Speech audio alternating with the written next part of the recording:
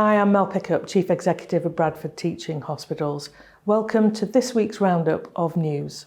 I'm coming to you from the chapel at Bradford Royal Infirmary because this week we're recognising the invaluable support our chaplains provide to our patients at the end of life.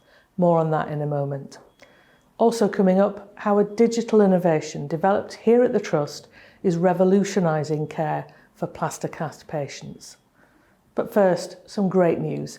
The Trust has always been a big supporter of apprentices, and I'm delighted to say that this week, which is National Apprenticeship Week, we welcomed a new group of trainee nurses to our hospitals. But it's not just clinical staff who have joined us. We're also welcoming apprentices too from other departments. Here's Jake and Rhonda, two of our newest recruits, to tell us all about their new placements.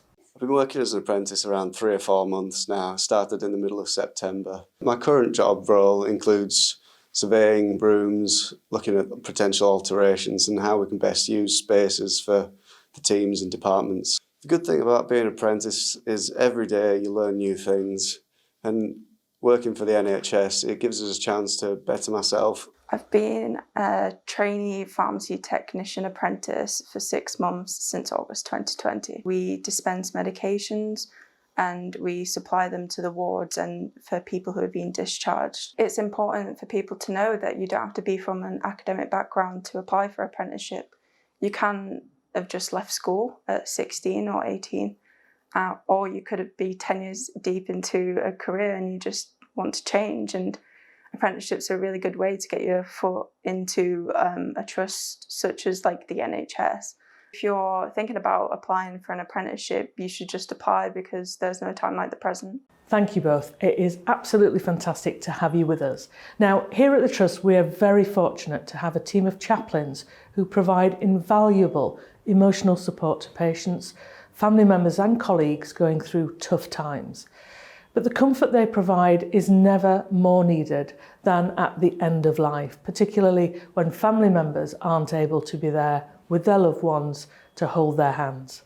Here's one of our remarkable chaplains, Shaheen Kauza, to tell us more about her role. We have a very diverse team. We provide pastoral, religious, spiritual care and support to patients. And in particular, the demand has been huge for visiting COVID patients in areas, and the needs can vary from patient to patient. Some patients want religious prayers, some just need comforting words, some need just the presence of a chaplain. Often I am the last person to speak to somebody who is dying.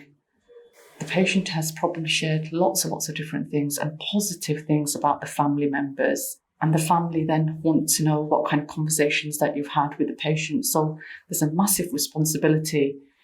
If you didn't have a robust team who could support each other, you would really struggle. The team is not just the people that you work with, the team is the wider hospital. That involves doctors and consultants and all level of caring staff. They've been amazing. Yes, I wouldn't have been able to do my job without them. Thanks, Shaheen, and I'm sure I speak for everyone when I say we really do appreciate everything you, your fellow chaplains and our wonderful chaplaincy volunteers do here at the Trust. Now it's time to find out what else is making the headlines across the Trust.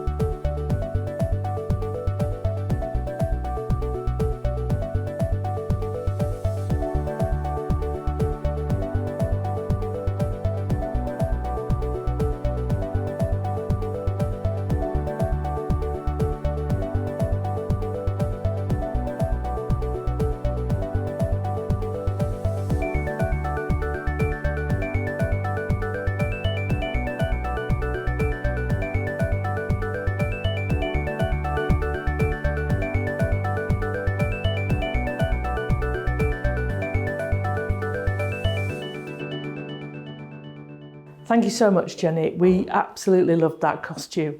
Well, finally this week, a great success story about homegrown digital inventions.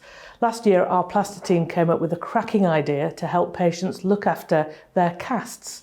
A printed barcode linked to a website packed with information on cast care is now on every cast the team create. Well, the team has just finished their first audit on their new way of working, and I'm delighted to say the results have been astounding. Here's Charlene Brown and Gary Hannett from the team to tell you more. Every cast that we do has its own unique QR code. So when a patient scans that code, it takes them directly to the part of the website that is linked to their cast. What we have found is out of 20 phone calls a week we were receiving before the QR code, that has now dropped down to about 5 phone calls a week. And we have gone from having 35 appointments down to using 5 appointments per week, which has reduced massively amounts of patients having to come back. Quite a lot of these appointments were avoidable, and our plan was to try and eliminate the avoidable attendances, and we've pretty much succeeded in doing that. We were very proud of this because for once it's an idea that we've come up with, that we've seen and always felt was an issue, and to make a very real change, which can only be a good thing for the department. Thank you both. It is great to see the team gaining rewards for all their hard work. Well, that's just about it for another week. And as always, don't forget to follow us on social media. You can find us on LinkedIn and Twitter. And that's where you'll also find lovely messages from colleagues in different languages encouraging you to get vaccinated when called. Thanks for watching. I look forward to catching up with you again next week. Bye-bye for now.